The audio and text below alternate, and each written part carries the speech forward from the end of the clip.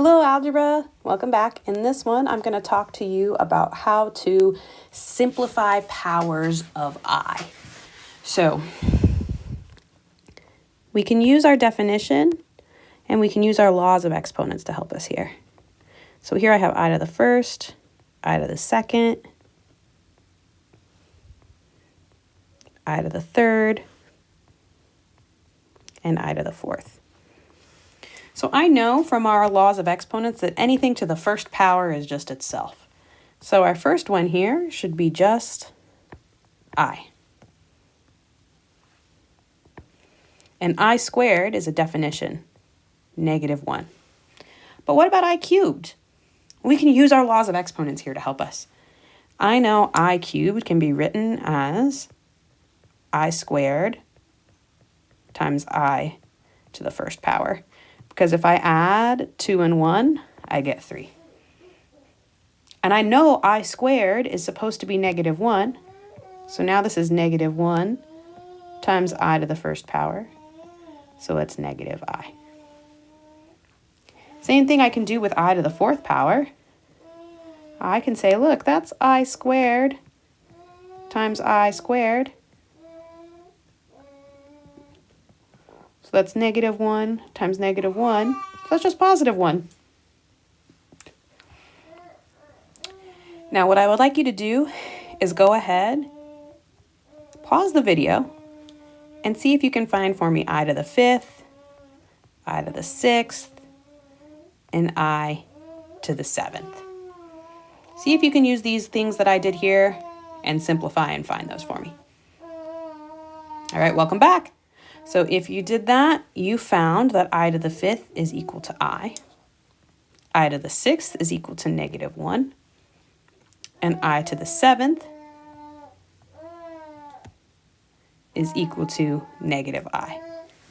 And you might have noticed that there's a pattern here, that we only have these 4 answers. We have I to the first, which equals I squared, which equals -1, I cubed, which equals -I, and I to the fourth, which equals +1. Then it starts over again. I to the fifth is I to the sixth is -1, I to the seventh is -I, and I to the eighth is 1. One of my students found this way to kind of think of it last semester, and I really liked it, is he said, look, it's like a clock that only has these 4 spots. So you have I to the first, I to the second, which is -1, I to the third, which is -I, and I to the fourth, which is 1. And then you can count around the clock to find any other values. So he would count around like this. He'd say I to the 1, 2, 3, 4, 5, 6, 7, 8. I to the 8th must be 1. And in fact, I to the 8th is 1. I thought that was cool. So he used that method to simplify powers of I. So for example, if I said, find for me I to the 35th power, what is that? He would just count around on this clock. Here, I'll get rid of the green so we can see it again.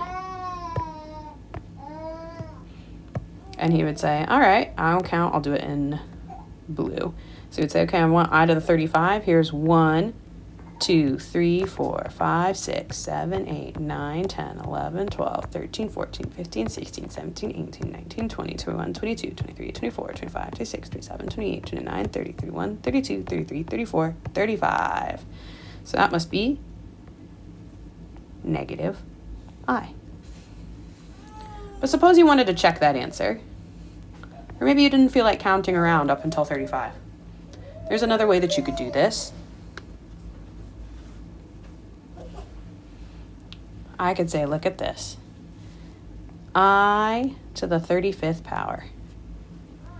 35 is odd, so I'm going to siphon 1 off and say now I have I to the 34th power times I to the first power. Now I'm going to rewrite this part and say this is I squared to the 17th power times I to the first power. I squared is -1. So I now have -1 to the 17th power times I. This is a negative number raised to an odd exponent, so this just becomes -1 times I, which is -I. Same answer in each case, and they're both correct. So you can either, you have two methods.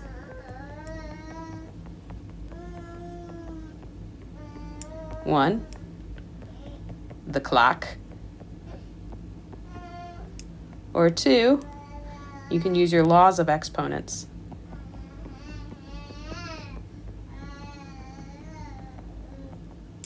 I'm going to show you another one using laws of exponents. Let's suppose I had I to the 400th power, even this time. And I definitely don't want to count to 400. I could write that as I squared to the 200th power. That would be -1 to the 200th power, which would be +1.